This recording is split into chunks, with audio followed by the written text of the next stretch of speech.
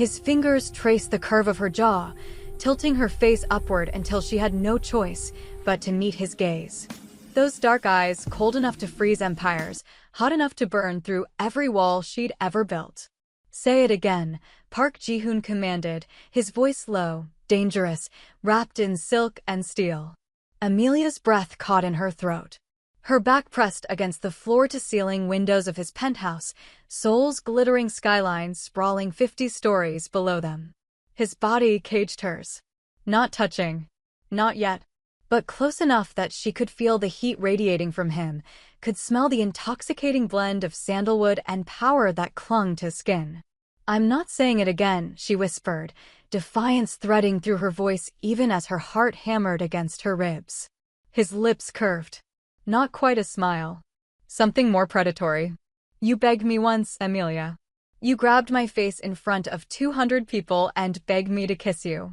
His thumb brushed across her lower lip, and she felt that single touch everywhere. "Don't pretend you've forgotten. That was survival." Was it? He leaned closer, his breath warm against her ear. "Then why are you still here? Why do you look at me like you're waiting for me to do it again?" She should push him away. She should run. That's what smart women did when they found themselves trapped in the lair of Seoul's most dangerous man. But Amelia had stopped being smart 3 weeks ago, the night she'd kissed a stranger and accidentally sold her soul. Before you continue watching, if you're new here and you love stories filled with drama, passion, revenge, and love that burns, hit that subscribe button and turn on notifications so you never miss an upload. Trust me, you don't want to miss what happens next. Now, let me take you back to where it all started. 3 weeks earlier, the rain hadn't stopped for 2 days. It fell in sheets over Seoul, turning the streets into rivers and the sky into a gray ceiling that pressed down on everything beneath it. Amelia Carter stood in the bathroom of a restaurant she couldn't afford, staring at her reflection in the mirror. Her braids were pulled back in an elegant updo, the kind she used to wear when she believed beautiful things could happen to her. Her dress, a deep burgundy that hugged every curve of her plus-size frame, had been purchased with the last of her savings. This was supposed to be a celebration. Her first photography exhibition in Seoul. 3 years of building a career, of escaping Atlanta and the ghost of a marriage that had nearly killed her. 3 years of healing. And then Peter had walked into the gallery. Her hands were still shaking. She gripped the edge of the sink, watching the tremor move through her fingers like an earthquake. She couldn't stop. He'd found her. Somehow, across oceans and continents, through name changes and deleted social media accounts, and a restraining order that meant nothing outside American borders, Peter had found her. "You think you can leave me?" His words echoed in her head, the way he'd cornered her near the back exit of the gallery, his smile casual for anyone watching while his hand had closed around her wrist tight enough to bruise. "You think you can just disappear?" She'd told him she would scream. He'd laughed. Said no one in Seoul would care about some black American woman making a scene. Said he'd kill her before anyone could help. The worst part? She'd believed him. The bathroom door opened, and Amelia's heart stopped. But it was just a woman, Korean, elegant, wearing diamonds that could have paid Amelia's rent for a decade. The woman barely glanced at her before disappearing into a stall. Amelia released a breath. She needed to move. Needed to think. The back exit wasn't safe. Peter was waiting there. The front exit meant walking through the entire restaurant, past whoever Peter had brought with him. She had no one to call. No friends close enough in Seoul. No family who could reach her in time. Her phone buzzed. A text from an unknown number. "I can see you. Stop hiding in the bathroom like a scared little girl and face me. You have 2 minutes before I come in there and drag you out." Amelia's blood turned to ice. She moved. Not thinking, just surviving. Out the bathroom door, through a side hallway she hadn't noticed before. The restaurant was massive, one of those high-end establishments where the wealthy came to be seen. She passed private dining rooms with frosted glass, heard laughter and clinking glasses, the sounds of people living lives where ex-husbands didn't hunt them across continents. A door at the end of the hall. Amelia pushed through it and stepped into another world. The private room was enormous. A single long table dominated the space, surrounded by men in suits so expensive they probably cost more than her car. The air was thick with tension, with something dangerous and electric that made the hair on Amelia's arms stand up. Every head turned toward her. She froze. 20 pairs of eyes locked onto her, the black woman in the burgundy dress who had just crashed whatever meeting this was. "I'm so sorry," she breathed, already backing toward the door. "Wrong room, Amelia." Peter's voice, coming from the hallway behind her. Panic exploded through her system. She looked at the men, at the door behind her, at the narrowing options of her rapidly deteriorating situation. One man sat at the head of the table. He hadn't moved when she'd entered, hadn't flinched when the others had reached for their waistbands. He simply watched her with eyes so dark they seemed to absorb light, his face beautiful in a way that was almost cruel. He was the most dangerous person in this room. Amelia knew it the way animals knew predators. And somehow, impossibly, he was her only option. Peter was getting closer.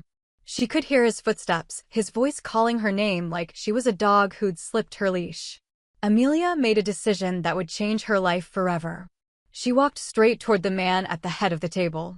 His men moved to intercept her, but he raised one hand, just one, and they froze like he controlled them with strings. She reached him, looked down into that devastating face. Saw the curiosity there, the cold amusement. "Please," she whispered, and she hated how her voice broke on the word. "He's going to kill me. I don't know who you are or what this is, but he's going to kill me the moment he gets me alone." The man tilted his head slightly. "And what would you like me to do about that?" The door burst open. Peter stood there, flanked by 2 men who looked like the kind of muscle you hired when you wanted problems to disappear. "There you are," Peter said, his voice pleasant, his eyes murderous. "I'm sorry to interrupt your meeting, gentlemen. My wife has a tendency to wander." "Ex-wife," Amelia said, but her voice was barely audible. Peter stepped forward. "Come on, baby. Let's go home." She felt him reaching for her, felt the familiar terror closing around her throat. In that moment, she thought of every time he'd hit her. Every time he'd apologized and promised it would never happen again. Every night she'd spent planning her escape, wondering if she'd live long enough to use her plane ticket. And something in her snapped. She grabbed the stranger's face with both hands and kissed him. The room went silent. Everything went silent, except for the thundering of her heart and the soft, startled sound the man made against her lips. She'd meant it to be quick. A desperate ploy for protection, nothing more. But his hand came up to grip the back of her neck, and suddenly he was kissing her back. It wasn't gentle. It wasn't kind. It was possession, brutal, consuming, claiming. His other arm wrapped around her waist and pulled her down onto his lap, and when she gasped, he took the opportunity to deepen the kiss, to make it something that would leave marks on her soul. When he finally released her mouth, she was trembling. His lips brushed against her ear.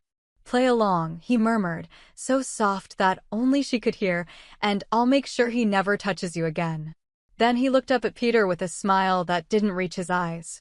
"I think there's been a misunderstanding," he said, his voice carrying through the room like a declaration of war. "This woman isn't your wife. She's mine." Peter's face went pale, then red, then something beyond color into pure rage. "Who the hell do you think you are?" One of the men at the table laughed.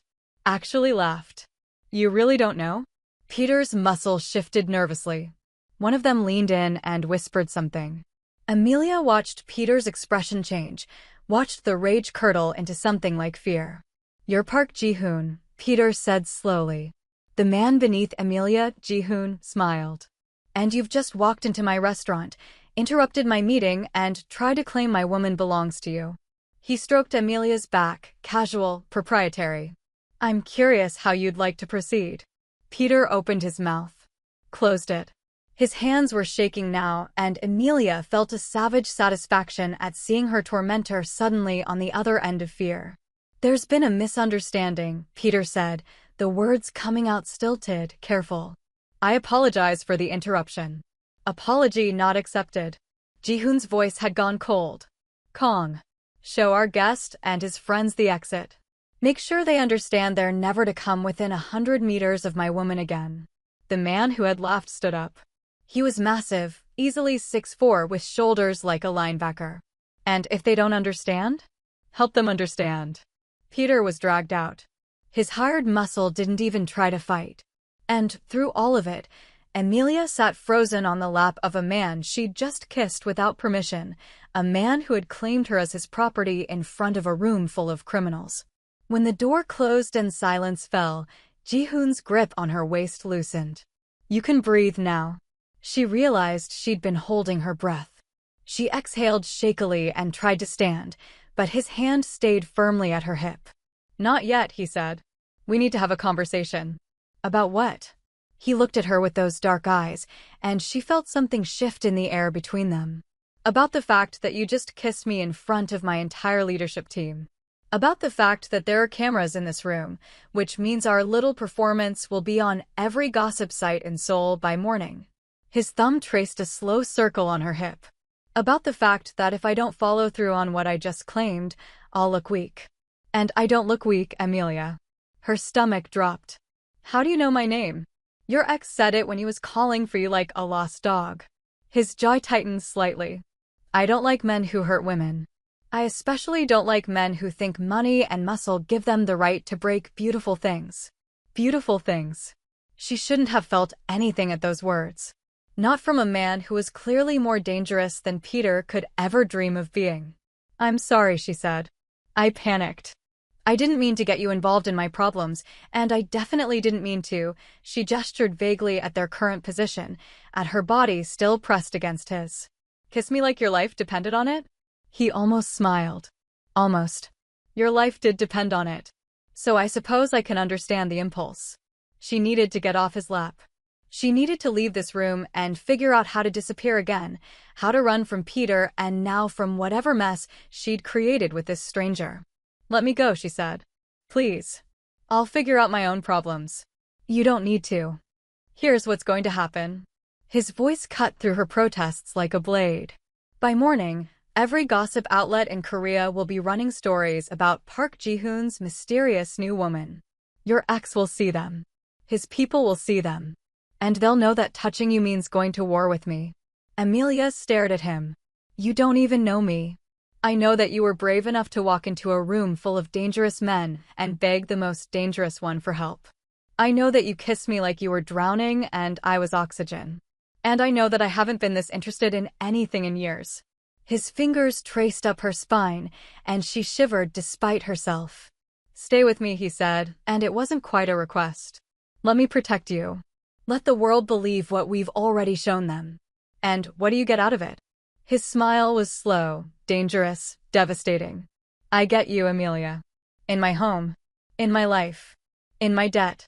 He leaned closer, his lips brushing against her cheek. I get to find out if that kiss was desperation or if there's something more burning underneath all that fear. She should have said no. Every survival instinct she had was screaming at her to run. But she thought about Peter. About running again. About spending the rest of her life looking over her shoulder. And she thought about the way Ji-hoon had kissed her back. Like she was worth protecting. Like she mattered. Okay, she whispered. His eyes darkened with something that made her pulse race. Okay, I'll stay. I'll play along. But I have conditions. Name them. Separate bedrooms. This is an arrangement, not a relationship. And when Peter gives up and leaves me alone, you let me go. He considered her for a long moment. Then he stood, lifting her with him like she weighed nothing, setting her on her feet with a gentleness that seemed at odds with everything else about him. Separate bedrooms, he agreed. For now. The rest. He stepped back, buttoning his suit jacket with precise movements. We'll see. He extended his hand. Welcome to my world, Amelia Carter. Try not to burn it down. She took his hand. No promises. That night, she moved into the penthouse. The elevator required a special code, 17 floors above the rest of the building, accessible only to Ji-hoon and whoever he approved. The doors opened onto a space that looked like it belonged in a design magazine. Clean lines, floor-to-ceiling windows, furniture that cost more than her entire life's earnings. And everywhere, evidence of danger. Security cameras. Armed guards in the hallway. A quiet that felt heavy, watchful. Your room is down the hall, Ji-hoon said, leading her through the penthouse. There's clothing in the closet in your size. My assistant is efficient. The kitchen is stocked. You're free to move around the penthouse, but don't leave the building without security. Am I a guest or a prisoner? He stopped walking. Turned to face her. You're whatever you want to be, Amelia. But you should understand something. He stepped closer, and she forced herself not to retreat. The world now believes you belong to me. That comes with protection, yes. But it also comes with expectations. There will be events. Public appearances. Moments where we need to be convincing. You mean more kissing? His gaze dropped to her mouth. Among other things. Heat flooded her cheeks. This is insane. I don't know anything about you. I don't know anything about your world. Then let me teach you. He reached out and tucked a stray braid behind her ear, and the gentleness of the gesture nearly undid her. Get some sleep. Tomorrow, we have work to do. He walked away, disappearing into another part of the penthouse. Amelia stood in the hallway, surrounded by luxury and danger, wondering what kind of deal she'd just made with the devil. If you're enjoying this story, drop a comment below telling me what you think of Ji-hoon. Is he the villain, the hero, or something more complicated?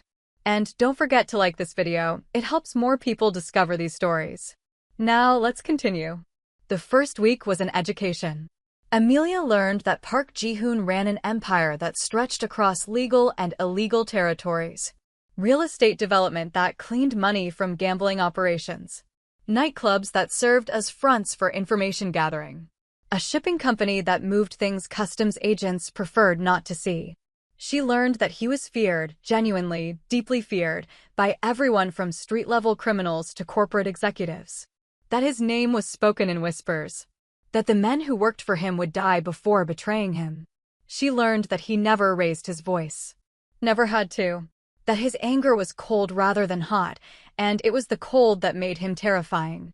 And she learned that he watched her. Constantly. With an intensity that made her skin prickle and her stomach flip in ways she refused to examine.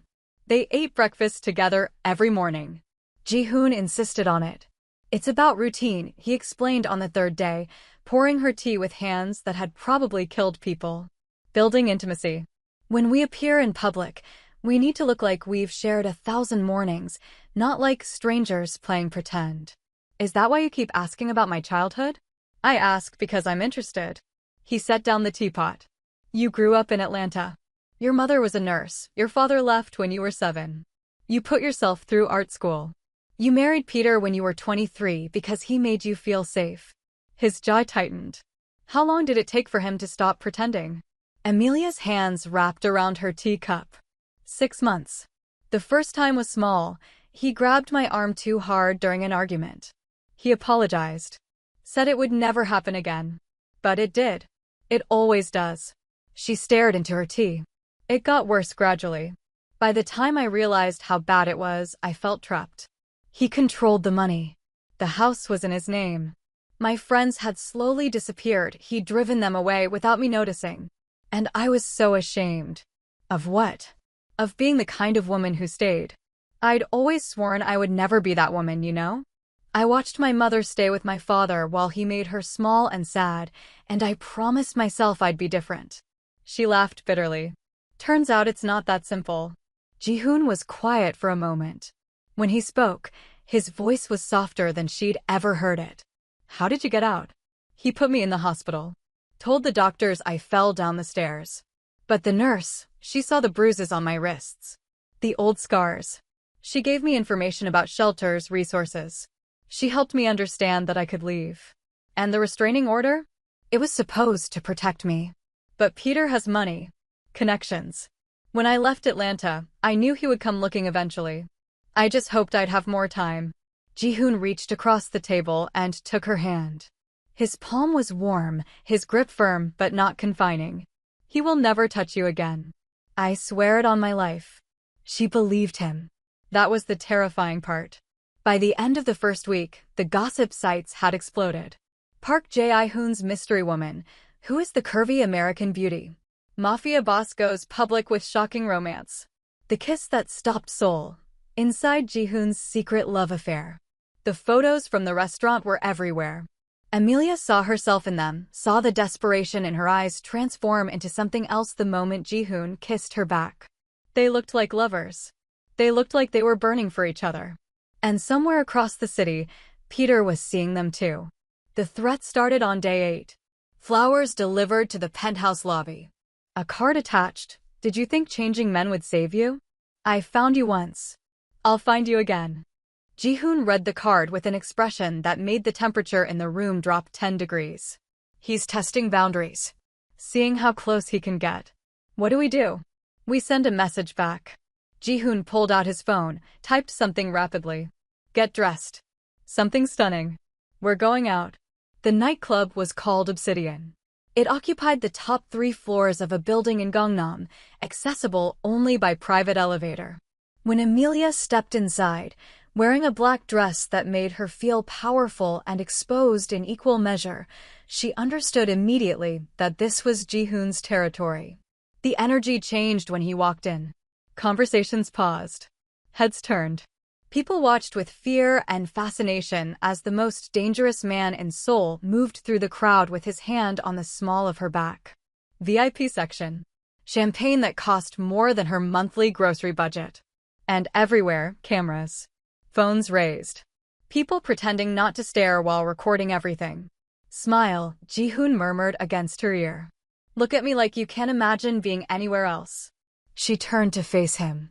He was so close enough that she could count his eyelashes, could see the faint scar near his left eyebrow, could feel his breath on her skin. Is this part of the message? She asked. This is all of the message.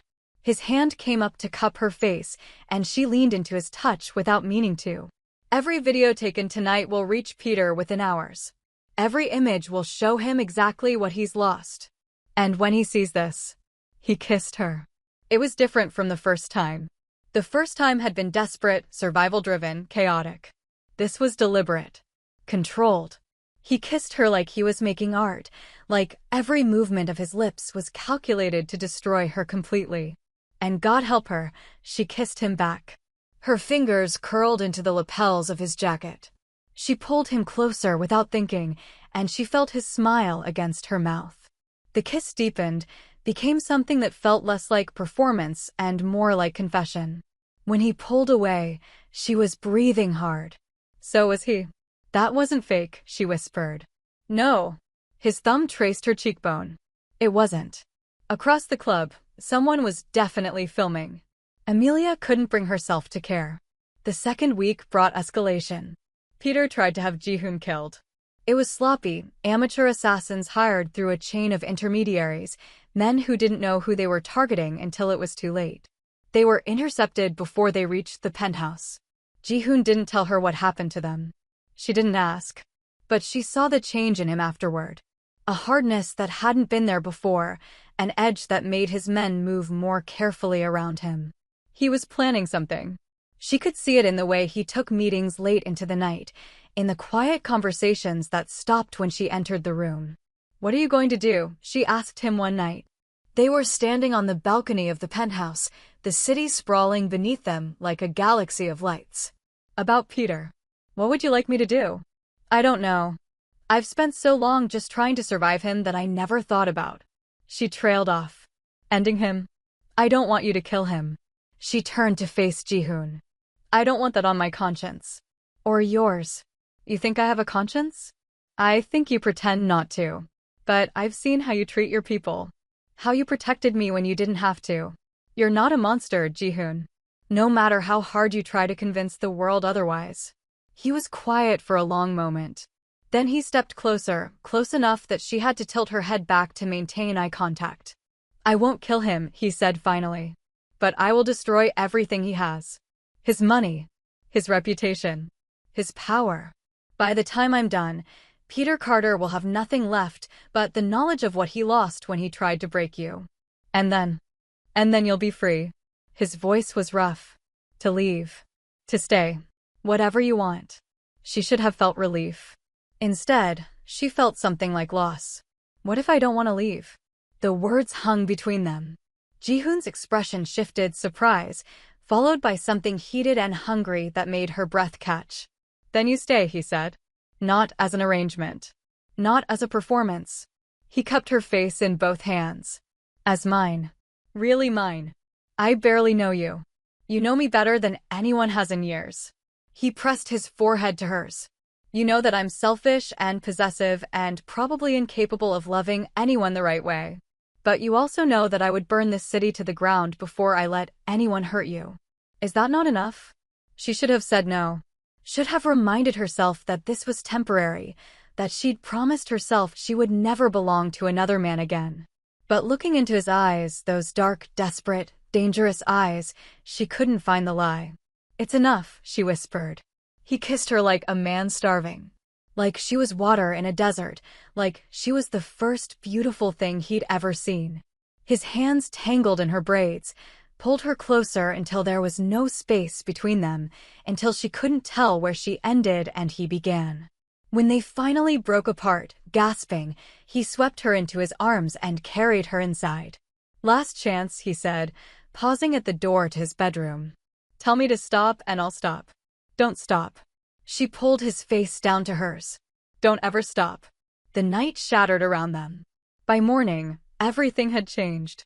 Amelia woke in sheets that smelled like sandalwood and sex, her body pleasantly sore, her heart dangerously full. Ji-hoon was already awake, watching her with an expression she couldn't read. "Good morning," he said, his voice sleep-rough. "Morning." She stretched, winced slightly at the pull of muscles she'd forgotten she had. "What time is it?" "Early. But we need to talk about something." Her stomach clenched. Here it was, the morning after regret, the careful distance that men learn to deploy when things went too far. But Ji-hoon didn't pull away.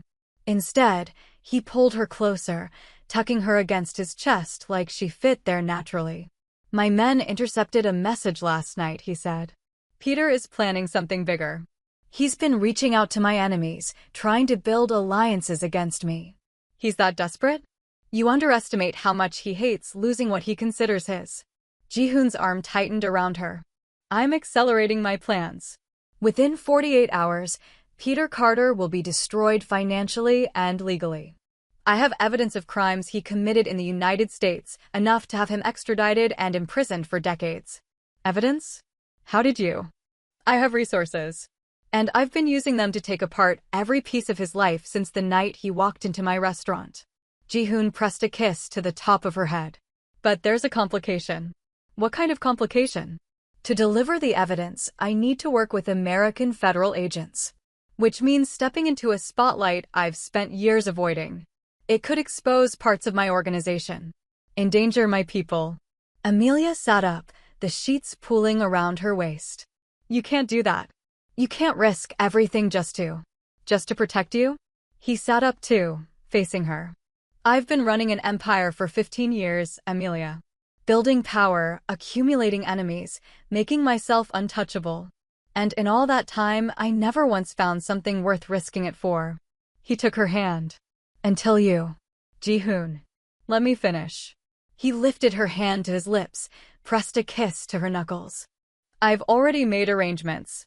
Key parts of my operations will be transferred to trusted lieutenants. Whatever exposure happens, my people will be protected. The only one at risk is me. I can't let you. You can't stop me." His smile was sad, beautiful, resolved. "This is my choice. My risk. And I'm making it because for the first time in my life, I want a future more than I want power." Tears pricked at her eyes. "What if something goes wrong? Then you'll be free regardless. Peter will be in prison. My people will ensure you're protected. And you can build the life you always deserved. I don't want that life. Not without you in it." He pulled her into his arms. "Then we fight. Together. And we win. Now, I need you to do something for me. Hit that like button, subscribe to the channel, and share this video with someone who needs a love story that proves the right person will fight for you even when the world says they shouldn't. Comment ride or die if you're Team Ji-hoon, or run, girl, if you think Amelia should escape while she can. Now, let's get back to the story. The next 48 hours were chaos. Ji-hoon's plan unfolded with military precision. Teams of lawyers filed simultaneous lawsuits against Peter's companies in 3 countries. Evidence of fraud, embezzlement, and tax evasion was delivered to the FBI, the IRS, and the Korean National Police Agency.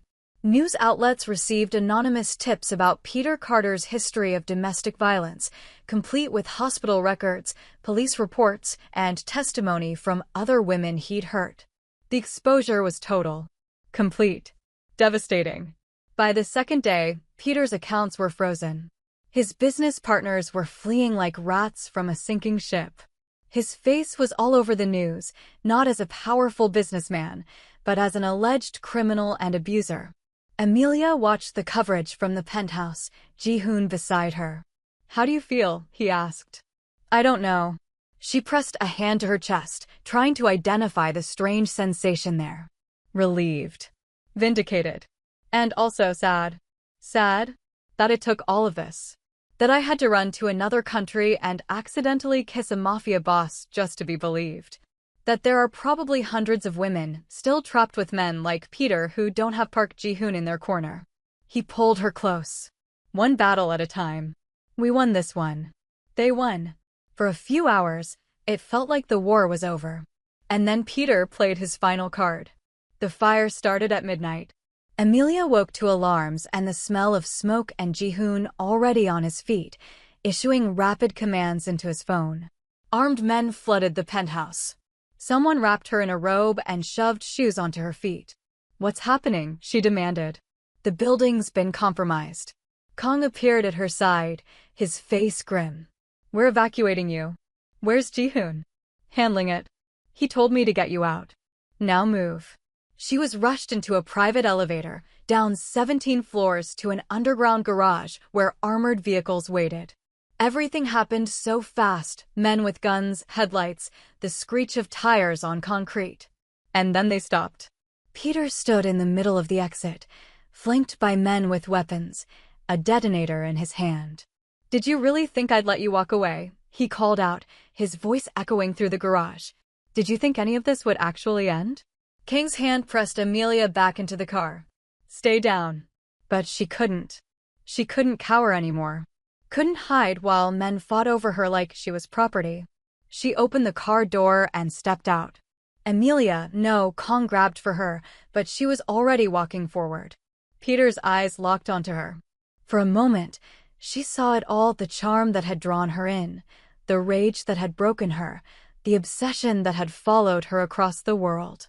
"You did all of this," she said, and her voice was steady. She was proud of that. "You spent years hurting me, controlling me, making me small. And when I finally escaped, you couldn't stand it. You couldn't accept that I was strong enough to leave. You're not strong." Peter's finger hovered over the detonator. "You traded one cage for another. Different man, same leash." "No." She stepped closer. "Ji-hoon never put a leash on me. He gave me a choice. Every step of the way, he gave me a choice. That's the difference between love and ownership, Peter. That's what you never understood." "Love?" Peter laughed. "You think that monster loves you? He's using you. Same as he uses everyone. Maybe he is. Maybe he isn't." Amelia shrugged. "But at least with him, I get to decide. I get to stay or go. I get to fight or run. He respects me enough to let me choose my own life. You don't get to choose." Peter's voice cracked. "You're mine. You've always been mine. And if I can't have you..." The shot came from above. Peter crumpled, the detonator clattering to the ground. His men scattered as Ji-hoon's snipers opened fire from the building's upper floors. In seconds, it was over. Ji-hoon appeared from the stairwell, walking toward her with smoke still rising from his pistol. His face was bloody. Someone had gotten in a lucky hit, but his eyes were focused only on her. "Are you insane?" he demanded, grabbing her arms. "You could have been killed." "You walked toward a man with a bomb." "I had to." She grabbed him right back. "I had to face him. I had to stop being afraid." "Amelia, I love you." The words burst out before she could stop them. "I know it's too soon. I know we've only known each other weeks. But I love you, Park Ji-hoon. I love that you're dangerous and damaged and that you saved me even when you didn't have to. I love that you're willing to burn the world for me. And I love that you respect me enough to let me burn it myself when I need to. He stared at her. For one terrible moment, she thought he might walk away. Then he kissed her like the garage wasn't full of bodies, like his men weren't watching, like the building above them wasn't still smoking. He kissed her like she was his whole world. I love you too, he said against her mouth. I have since the moment you grabbed my face and demanded that I save you. I didn't know it then, but I know it now. Behind them, Kang cleared his throat. Sir? We should really move. The police are on their way. Ji-hoon laughed, actually laughed, a sound Amelia had never heard from him before. Always so practical, Kang. He took Amelia's hand. Come on. Let's go home. The penthouse is on fire. Then we'll find a new home. He squeezed her fingers. Somewhere without bullet holes in the walls. Somewhere we can start fresh. They walked out of the garage together, leaving the smoke and blood behind them. The night air was cool on her skin, clean after the chaos of the last hour. What happens now? Amelia asked. Now. Ji-hoon opened the door of a waiting car, gestured for her to get in. Now we deal with police questions. File paperwork.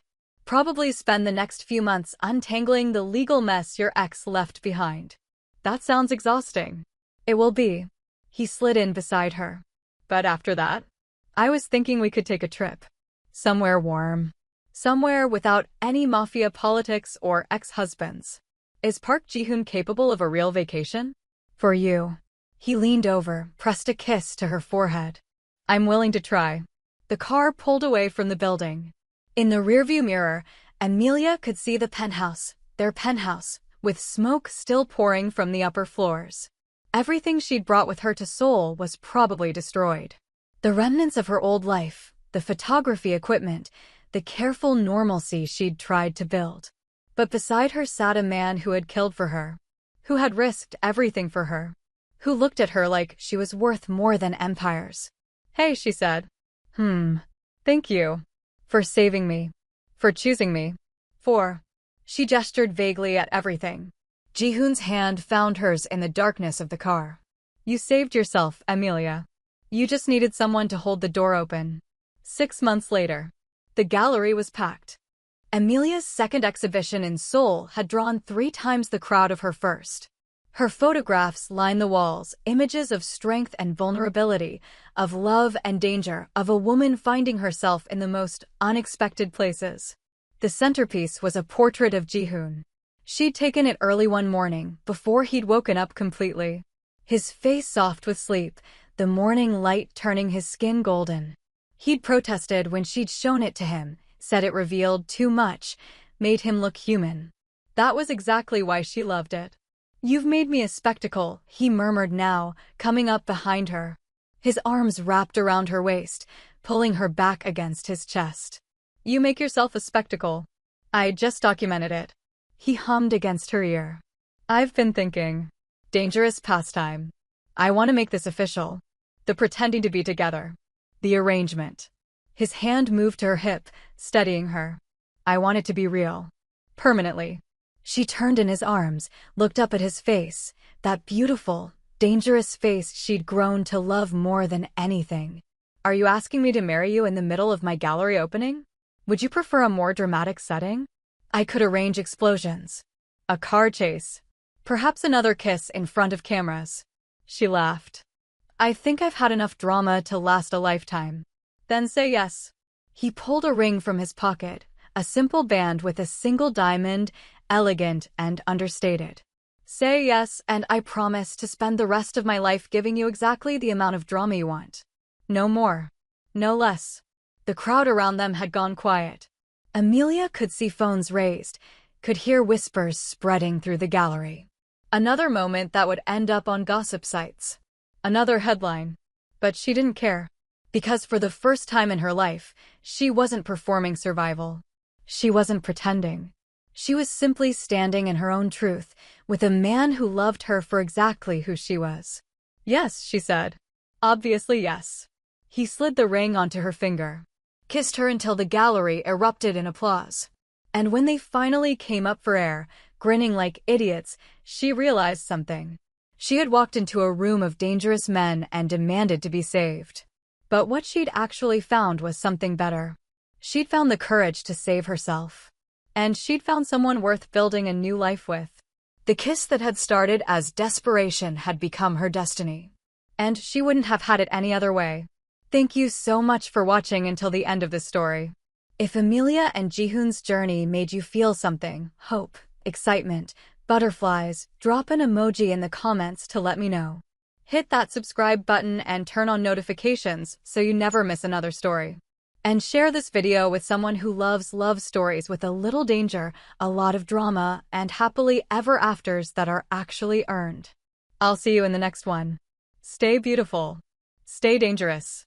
And always choose the person who would burn the world just to see you smile.